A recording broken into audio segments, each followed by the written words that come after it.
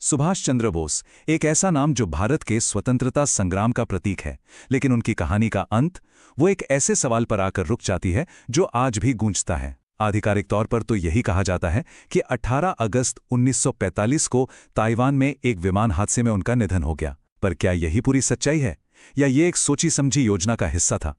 जरा सोचिए, 1945 का वो माहौल, एक तरफ दूसरा विश्व युद्ध खत्म हो रहा था और दूसरी तरफ भारत का एक महान स्वतंत्रता सेनानी एक आखिरी बहुत ही जोखिम भरी यात्रा पर निकल रहा था। वो दक्षिण पूर्व एशिया से सोवियत संघ के कब्जे वाले इलाके की तरफ बढ़ रहे थे, इस उम्मीद में कि अंग्रेजों के खिलाफ एक नया साथी मिलेगा। लेकिन ये सफर उनका आखिरी सफर साबित हुआ।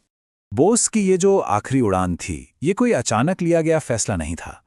ये उस समय की हताशा और दुनिया भर में जो उथल-पुथल मची हुई थी, उसका सीधा नतीजा था। चलिए कहानी के इस पहले हिस्से में चलते हैं। अगस्त 1945 में दुनिया की तस्वीर बहुत तेजी से बदल रही थी। जापान, जो बोस का सबसे बड़ा सहयोगी था, परमाणु हमलों के बाद हार मान चुका था। 15 अगस्त को जापान ने आत्मसमर्पण कर दिया। अब बोस के सामने रास्ते बंद हो रहे थे, तो उन्होंने एक बड़ा दांव खेलने का फैसला किया और अपनी उम्मीदें सोवियत संघ पर टिका दी। एक ऐसा जोखिम भरा कदम जिसने उनके भविष्य की कहानी लिख दी। और ये था वो विमान, एक मित्सुबिशी K-21 हेवी बॉम्बर, जिसे बोस और उनके साथियों को लेकर जाना था। लेकिन इसमें एक बहुत बड़ी दिक्कत थी। इस पर पहले से ही जरूरत से ज्यादा वजन लदा हुआ था, और ये छोटी सी जानकारी कुछ ही देर में एक बहुत बड़ी जानलेवा हकीकत बनने वाली थी। तो अब जरा उस आधिकारिक कहानी को देखते हैं जो हमें जांच पड़ताल और चश्मदीदों के बयानों से पता चलती है। आखिर 18 अगस्त 1945 को हुआ क्या था? विमान ने जैसे ही उड़ान भरी, कुछ ही पल बीते होंगे कि एक जोरदार धमाका हुआ। विमान में जो लोग बच गए, उनके मुताबिक प्लेन का बायां इंजन टूटकर अलग हो गया था। सोचिए उस पल को, एक ओवरलोडेड बॉम्बर हवा में बेकाबू और बस जमीन की तरफ गिरता जा रहा था। जब विमान जमीन से टकराया तो वो एक आग के गोले में बदल गया, लेकिन अविश्वसनीय रूप से बोस मलबे से बाहर निकले। उनके कपड़े गैसोलीन से भीगे हुए थे और वो आग की लपटों में घिरे थे। ये एक ऐसा खौफनाक मंजर था जिसे उनके साथी कर्नल हबीब उर रहमान समेत कई लोगों ने अपनी आंखों से देखा। उन्हें फौरन पास के एक मिलिट्री अस्पताल ले जाया गया, और हैरानी की बात यह थी कि वो शुरू में होश में थे, बात भी कर पा रहे थे, लेकिन उनके जख्म बहुत गहरे थे, 3rd डिग्री बर्न्स। डॉक्टरों ने अपनी पूरी कोशिश की, पर वो धीरे धीरे कोमा में चले गए, और उसी रात कुछ ही घंटों के अंदर उन्होंने दम तोड़ दिया।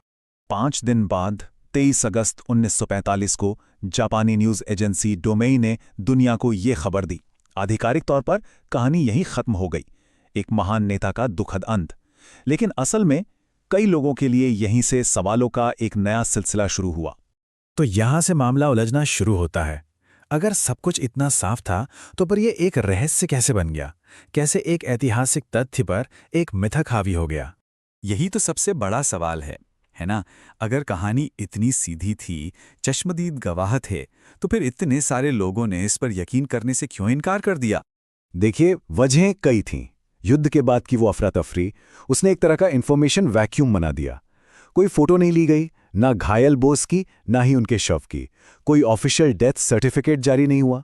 और सबसे बड़ी बात, ये वही नेताजी थे जो पहले भी कई बार वेश बदलकर नाटकीय ढंग से अंग्रेजों को चकमा दे चुके थे। तो उनके समर्थकों के लिए ये मानना ही नामुमकिन था कि नेताजी का अंत ऐसे हो सकता है। और इसी खालीपन में दो बिल्कुल अलग अलग कहानियां चलने लगीं। एक तरफ थी आधिकारिक कहानी जो सबूतों पर आधारित थी, विमान दुर्घटना में मौत, और दूसरी तरफ थी वो मजबूत मान्यताएं कि नहीं, वो बचकर सोवियत संघ चले गए थे, या फिर एक साधु के भेष में भारत में ही रह रहे थे। ये वो कहानियां थी जो लोगों को उम्मीद देती थी, जिसे वो छोड़ना नहीं चाहते थे।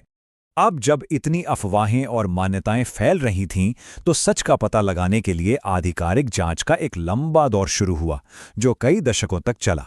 ब्रिटिश सरकार हो या भारत सरकार, कई जांच की गईं। देखिए, 1946 की फिक्स रिपोर्ट, 1956 की शाहनवाज कमेटी, 1974 का खोसला कमीशन, और तो और 2016 में सार्वजनिक हुई जापानी सरकार की रिपोर्ट। इन सब का नतीजा एक ही था, बोस की मौत विमान हादसे में ही हुई थी। लेकिन इसमें एक बड़ा अपवाद था, 2005 का मुखर्जी कमीशन, जिसने इस पूरी कहानी को ही खारिज कर दिया और इस रहस्य को और भी उलझा दिया। और बात को और भी ज्यादा पेचीदा बना दिया बोस के अपने परिवार के एक सदस्य ने। उनके भाई सुरेश चंद्र बोस, जो शाहनवाज कमेटी का हिस्सा थे, उन्होंने कमेटी के नतीजों को मानने से इनकार कर दिया। उन्होंने अपनी अलग रिपोर्ट दी, जिससे इस शक को और भी ज्यादा हवा मिली कि शायद सच को दबाया जा रहा है। तो ये समझना बहुत जरूरी है कि नेताजी के जिंदा होने का ये मिथक, ये सिर्फ एक कहानी नहीं थी, ये उस मुश्किल दौर में उम्मीद का एक जरिया था। इसने हारी हुई आज़ाद हिंद फौज यानी आईएनए का मनोबल बनाए रखा।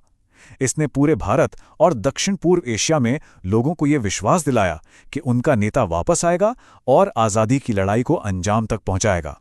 और आखिर में ये पूरी कहानी हमें इसी एक सवाल पर लाकर खड़ा कर देती है कि आखिर किसी इंसान की कहानी इतनी ताकतवर कैसे हो जाती है कि लोग उसके अंत को स्वीकार ही नहीं कर पाते। सुभाष चंद्र बोस की ये गाथा, ये हमें इतिहास, मिथक और एक नायक की कभी ना खत्म होने वाली विरासत पर सोचने को मजबूर करती है। ये इस बात का सबूत है कि कुछ कहानियां तथ्यों से भी कहीं ज्यादा बड़ी हो जाती हैं।